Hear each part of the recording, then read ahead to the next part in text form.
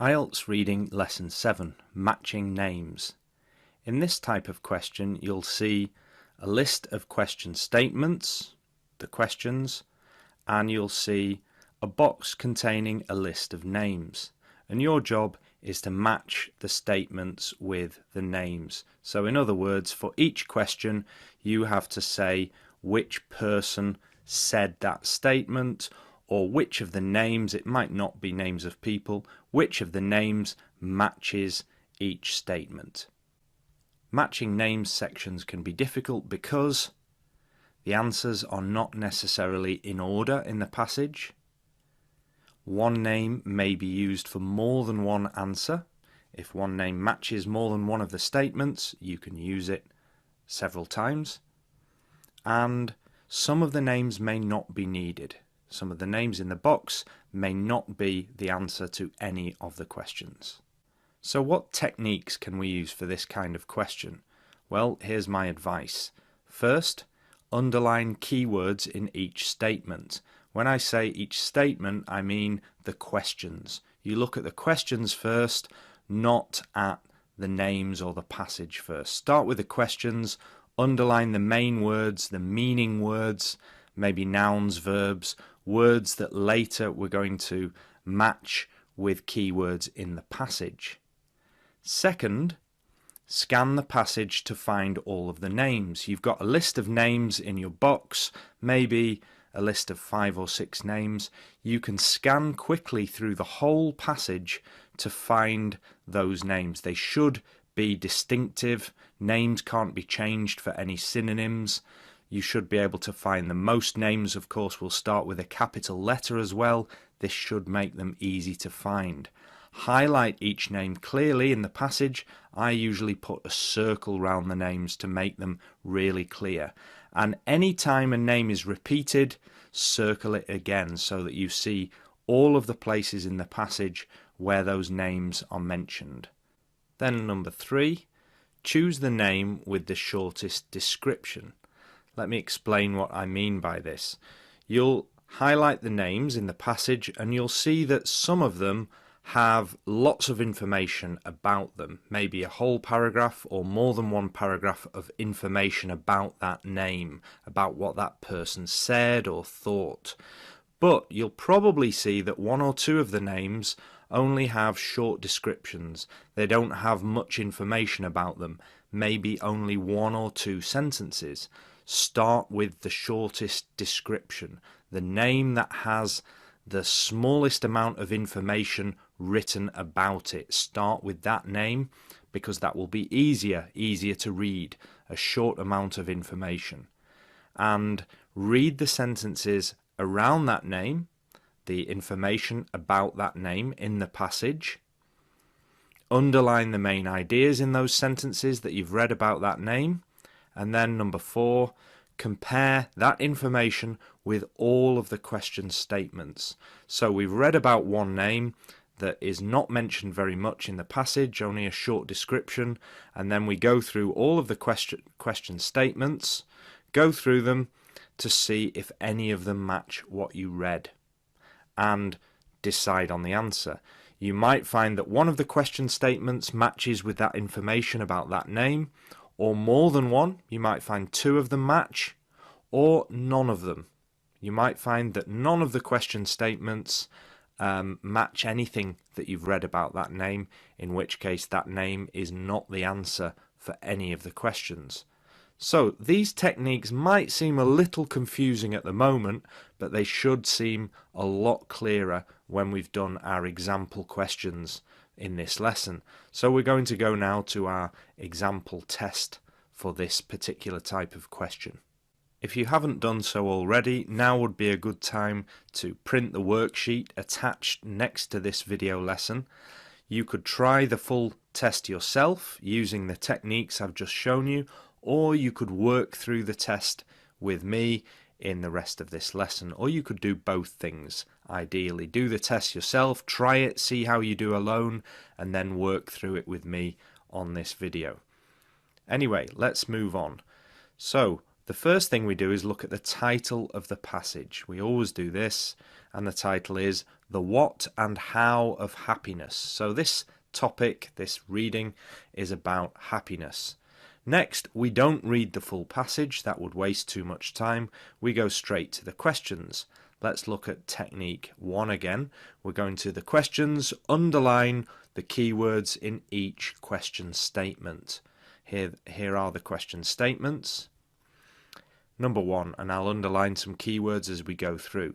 Genes play a considerable role in each person's level of happiness. So statement 1 is about the role of genes in happiness. Number 2, the pursuit of happiness requires taking a long-term view of what is good for us. Very different from number 1, that was about genes. Number 2 is about having a long-term view of what's good for us for happiness. Number 3, being unhappy can affect a chemical in the human body, the effect on a chemical. Number 4, we're happy when other people compliment us. Number 5, happiness cannot be achieved without action. And number 6, negative experiences are sometimes valuable because they lead to future happiness. There's a very clear difference between each of those question statements, and we've got some good keywords in there that later we can look at quickly when we're matching with the information that we've read. That's technique 1 then. We've underlined the keywords in each statement. Now we go to number 2. Scan the passage to find all of the names. Highlight each name clearly. For example, put a circle round them. Here are the 5 names that we're looking for, A, B, C, D, E. If we go to the passage now, I'm going to just circle the first example of each of these names where it's mentioned. You would hopefully circle all of the repetitions of every name. Every time a name is mentioned, even if it's repeated, circle it. But I'm just going to show you very quickly the first time that each of these names is mentioned so we can see which paragraph it's in. Well, if we scan through paragraphs 1 and 2, we don't find anything, but then in paragraph 3, we find Aristotle. In paragraph 4, we read about Epicurus, but that's just the beginning. He's mentioned a lot more than that right through the paragraph. In paragraph 6, we have 2 people mentioned, Sonia Lubomirsky and Mark Leary in paragraph 6. Then finally, in paragraph 7, we have these 2 people mentioned together, Andrew Steptoe and Michael Marmot. So we've highlighted all the places that these names appear in the text, and then we can go back to our next technique. Number 3, choose the name with the shortest description, read the sentences around that name, and underline the main ideas relating to that name. Well, when you look at the whole passage and where you've highlighted all the times that these names are mentioned, you should see that the name with the shortest description is Mark Leary. That's the one that is mentioned least, or has the least amount of information, the smallest amount of information about it. So if we start with Mark Leary, we're going to read about him and the information about what he said about happiness and try and match that with one of the statements. So there he is in paragraph 6, and the information about him is just this part.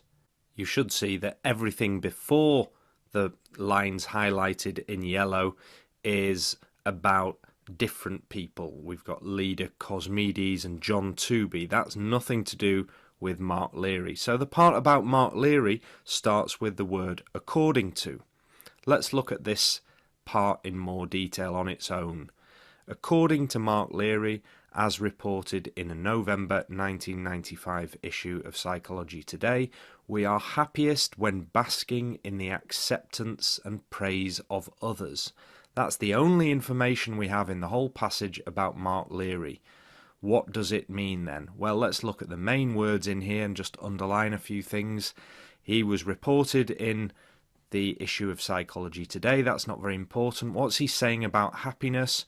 We're happiest when basking in the acceptance and praise of others. When others are praising us or accepting us, that's when we're happy.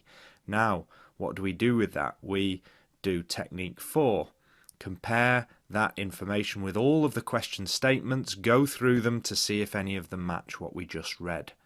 Here we are with the question statements. Was it about the role of genes? No. Number 1, no. 2, taking a long-term view? No. Unhappy and the effect on a chemical? No. Number 4, other people compliment us. We are happy when other people compliment us. Well, that could be the answer. We'll come back to that in a minute. Number 5, happiness cannot be achieved without action. There was nothing about action there. And 6, negative experiences valuable. No. Let's go back to number 4. We're happy when other people compliment us. That matches with praise of others. That is actually the correct answer.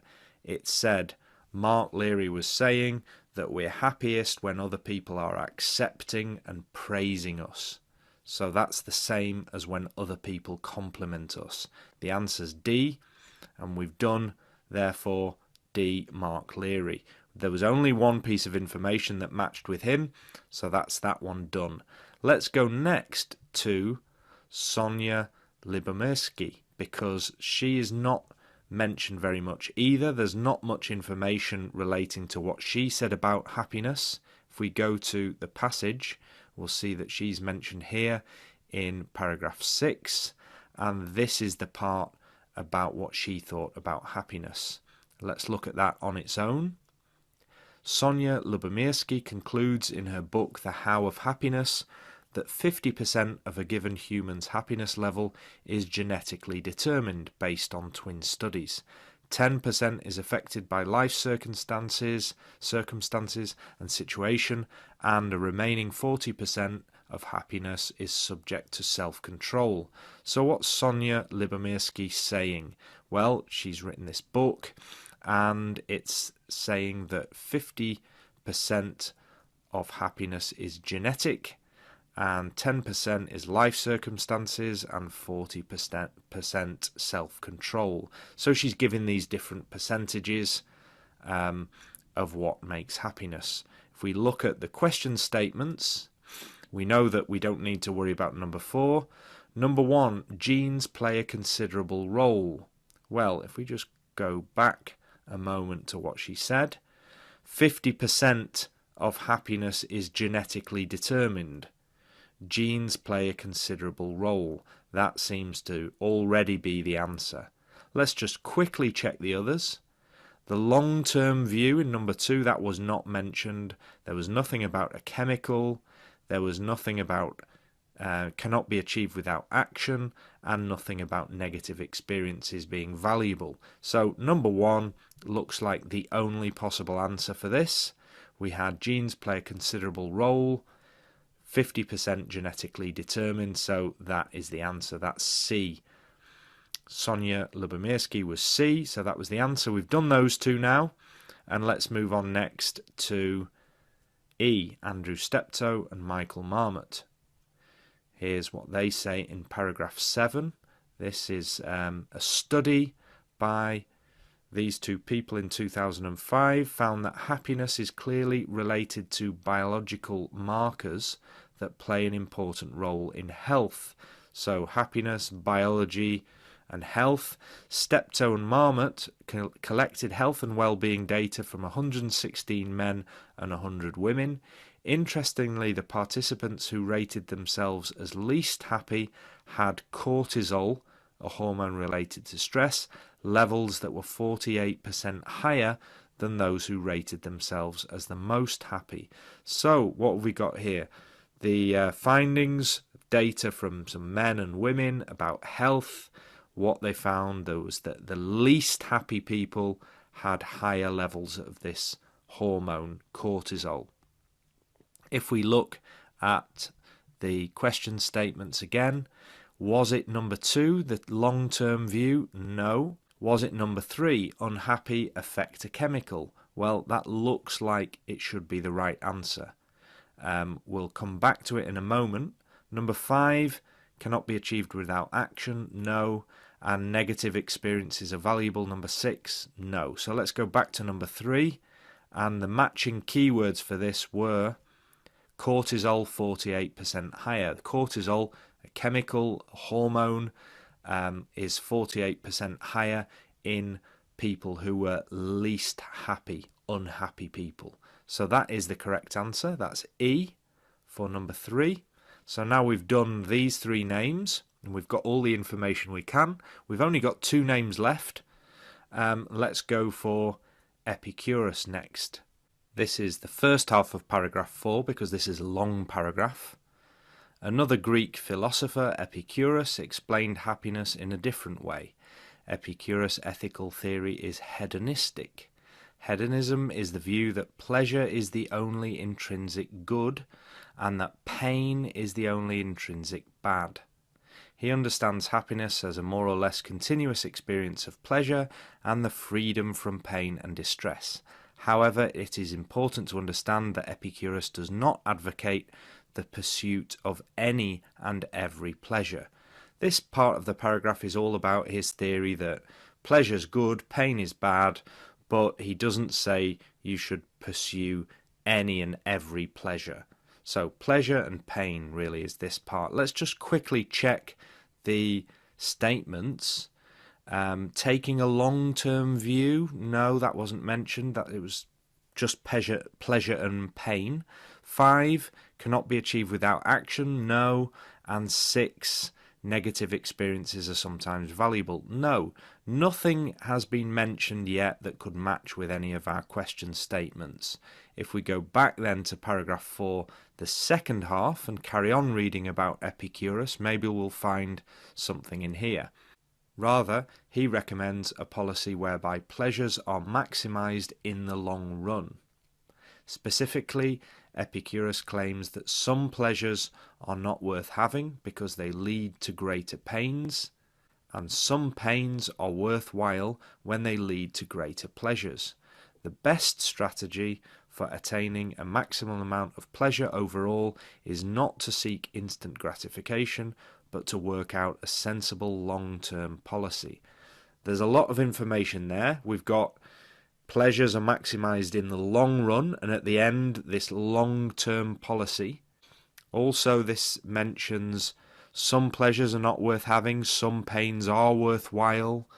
There's a lot mentioned in there that we can check in our statements. So, the number 2, taking a long-term view, looks like something that he was saying. So, happiness requires taking a long-term view was the same as a long-term policy. And that's the answer. B, Epicurus was B. That definitely matches. And also, if we go on, 5, nothing about action, but number 6, negative experiences are sometimes valuable because they lead to future happiness. Well, Epicurus said, some pains are worthwhile. A pain, a negative experience, valuable, worthwhile, sometimes, so definitely that matches. And then because they lead to future happiness, lead to greater pleasures. That definitely matches. So that also is answer B, Epicurus.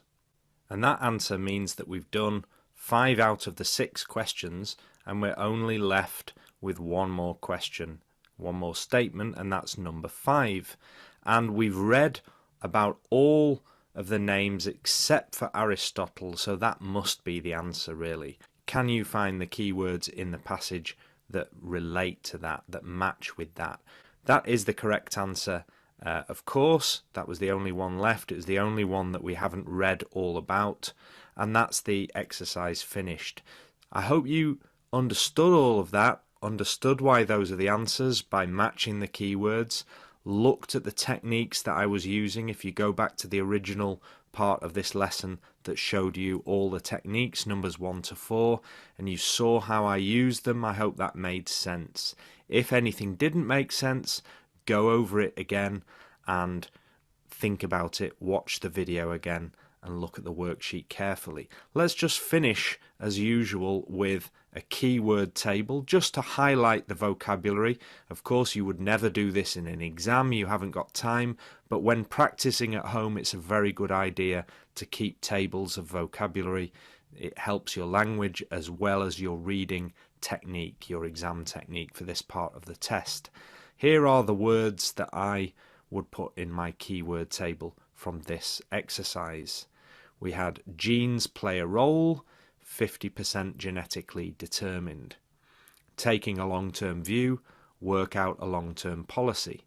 Being unhappy can affect a chemical, cortisol levels 48% higher. People compliment us, praise of others. Cannot be achieved without action, requires activity or action. That was the one for Aristotle. I hope you found that. Negative experiences sometimes valuable, some pains are worthwhile, and lead to future happiness, lead to greater pleasures. That's our keyword table finished. And that brings us to the end of this lesson. In the next lesson, I'll look at two types of question quickly. We'll look at short answer questions and matching sentence endings.